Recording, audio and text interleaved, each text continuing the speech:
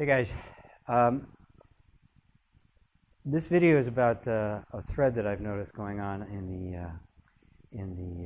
the Balls Project, in the women's section, that I find very interesting and really rich in content. And what I wanted to do with that is take an opportunity to do a little bit of teaching about it, because I saw a mixture of truths, half-truths, good ideas, some not so good ideas, and I want to try to clarify something that I think is really, really very important. If you remember, if you haven't seen them, it's pretty interesting. I actually lead you through some experiential releasing. The word release is a really significant word. You hear it most of the time these days about emotional releasing. And as I point out, I call it experiential because it really is not just the releasing of emotions, which is just one aspect of it. It's about thoughts, it's about sensations, it's about beliefs, it's about programs, it's about emotions, and it's about concepts. It's about all of those, and to really be released from it. What I wanted to focus on was that word release, because it has a variety of different meanings. And there's a couple of techniques out there that really, that's the main deal with it. But releasing has been around for a long time. The idea of letting go of your attachments, letting go of your desires, letting go of your expectations is as old as it gets. I mean, it goes back to Bhagavad Gita. The conversation at the end of the matter of fact, the entire Bhagavad Gita was written around the culmination of the whole story is Krishna having a conversation with Arjuna as to why he's experiencing what he's experiencing and how he needs to let go of his attachment to the results. So it's a very, very old concept. But there's a misunderstanding of it that has popped up in modern time that I wanted to address. And it's really, really very important. And it comes in one of two ways. One is, it becomes a subtle way of, if I release on my wanting or desire, whatever it is, then I will get what I want. Extremely subtle, because you realize as long as that I will get what I want is there, the release isn't happening. It can't possibly happen. The other subtle mistake that gets made is that when I attain the release, when the release happens, then the emotional energy will go away, it will dissolve. So I go through whatever practice I have to do the release, I look back, the energy is still there, I assume I haven't released, I go back. And what happens is that you've actually continued to hold on to it. Releasing, letting go, means to set it free. You take your hands off. You completely let go of what you think it's supposed to do. The energy may stay, it may go, it may hang for a long time, it may vanish like that. Your act, the thing you have done, is come to that internal gesture, that internal posture, that place where I am completely allowing to happen whatever is going to happen. And then the energy is set free, and it can do what it needs to do.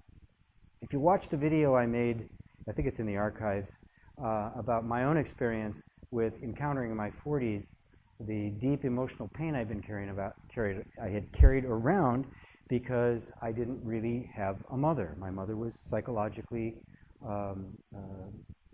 less than optimal and very disconnected. There was I realized in my 40s that I was never ever going to have a mother. Now what happened was, in that moment, the release took place. I actually let go. I accepted completely what the reality was. And what happened next was not a release from the emotion, but an absolute volcanic eruption of emotion. That emotional energy, that pain, was set free, and now it could move. For 5 days, I just kept my hands off of it. The release had taken place. The effect, the resolution of the energy took some time, 5 days. 5 days of almost perpetual grief and pain. I worked with a woman as a private client a while ago who had an older woman who had a great relationship with a man. They were both, had been married before, had kids and all of that kind of stuff. They found each other. It was a great, wonderful relationship, and he broke up with her out of nowhere. Absolutely no warning whatsoever. Well, obviously she calls me, she's completely distraught, And what we did was work on releasing her attachment to the results, releasing her attachment to wanting something to be different, and instead to just stay with the grief. 3 days she grieved, and it was over. Now, could you imagine a woman, an older woman, perfect relationship, wonderful, she's happy as a clam, the guy breaks up with her, no explanation, disappears. Can you really imagine 3 days she's over it? Women carry around that shit for the rest of their lives. But for her, it was over. Why? Because she really let go. The letting go doesn't mean everything suddenly becomes beautiful and wonderful. The letting go is an internal gesture. You need to learn how that feels. When you've done it, then you know. And then it doesn't matter what happens out here. It doesn't matter. The energy is going to have to resolve itself. It's going to have to do stuff, and the trip you go on may not be a pleasant one.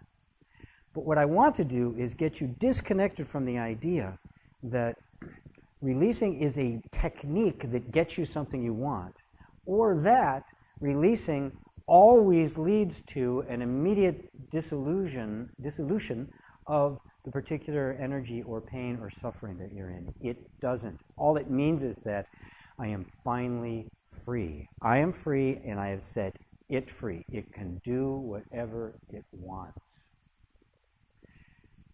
I hope I've explained that well, because it really can set you free when you're no longer looking at the results you get to determine whether or not you've made the internal action, the internal gesture, the internal posture, which is like riding a bike. I mean, you're going to be maintaining this posture of freedom.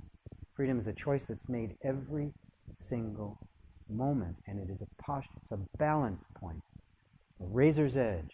Buddha referred to it as the perfect middle way. It's a balance point. I'm letting it go. Whatever happens out there is going to happen. The energy is in motion. I can't stop it, but I'm going to let it do whatever it needs to do. That is freedom. And it will, yes, eventually the energy will wear out. The momentum will go away because there's no fresh energy going into it. Life will change, but that's not why you're doing it.